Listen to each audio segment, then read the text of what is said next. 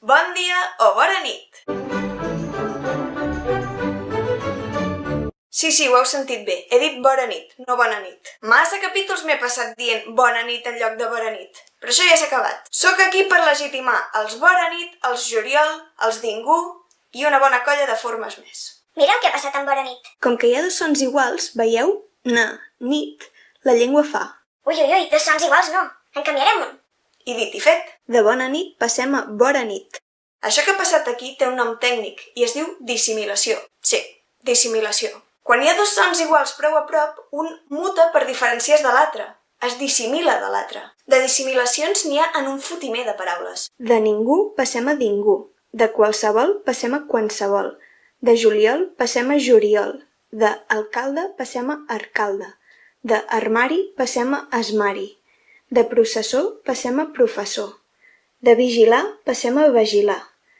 De comunió passem a comunió i de xocolata passem a xocolata. Moltíssimes d'aquestes formes s'estan perdent perquè la gent es pensa que no estan bé, perquè és el que et diuen a l'escola. I això és una santa desgràcia.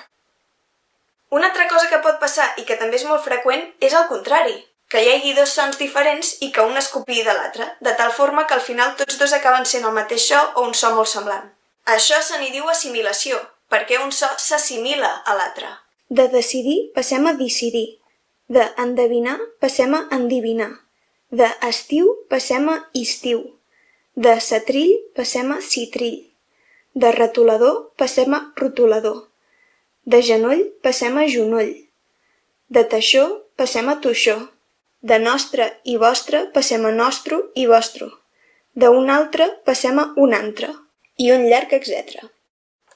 Legitimem les dissimilacions i les assimilacions. Per cert, això en català és un coixinet, no un hashtag. Acabo de presentar unes quantes dissimilacions i assimilacions que són força fàcils de veure, però n'hi ha de més complexes que no es veuen tant. Aquest és el cas de les assimilacions de palatals, que són superfreqüents al Camp de Tarragona i en català occidental en general. Assimilacions de palatals. Ara explico què són, però ja veureu que no té massa misteri la cosa. En les assimilacions de palatals el que s'assimilen són sons palatals. Que us heu quedat igual? D'acord, m'explico millor. Els sons palatals són els sons que fem amb la llengua molt a prop o tocant el paladar de la boca, que és aquesta part d'aquí damunt. La j, la x, la ñ són sons palatals. Fixeu-s'hi, quan els fas tens la llengua aquí dalt al paladar. J, x, ñ... Ho veieu, oi? En el millor dels casos fins i tot haureu fet els sons amb mi. D'entre les vocals, la més palatal és la i. Si fas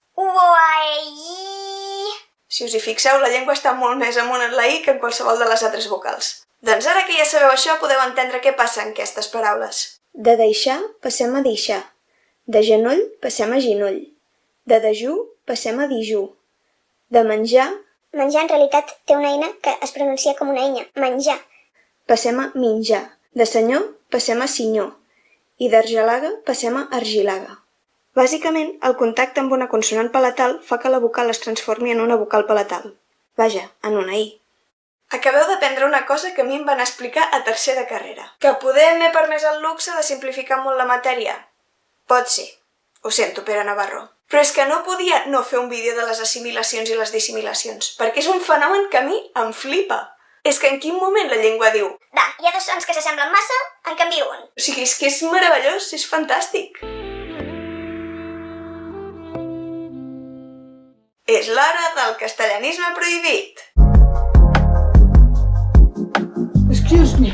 Amigues i amics, el castellanisme d'avui està més escampat que la pólvora. No parlo ni de cap paraula, ni de cap expressió, ni de res semblant. Parlo d'un so que a mi personalment m'irrita molt sentir en una conversa en català. La interdental fricativa sorda. La Z castellana, pels amics. Tinc tots els CDs dels pets. Es va graduar a la UPC. Tinc el nivell C de català.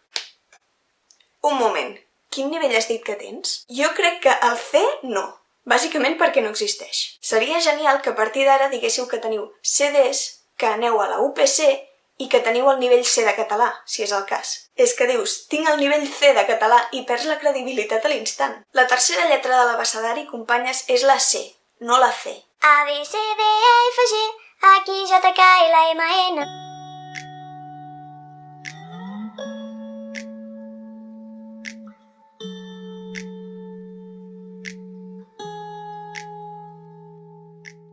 I això és tot per avui. Si us ha agradat el vídeo podeu clicar al m'agrada i subscriure-us per saber més coses sobre el català.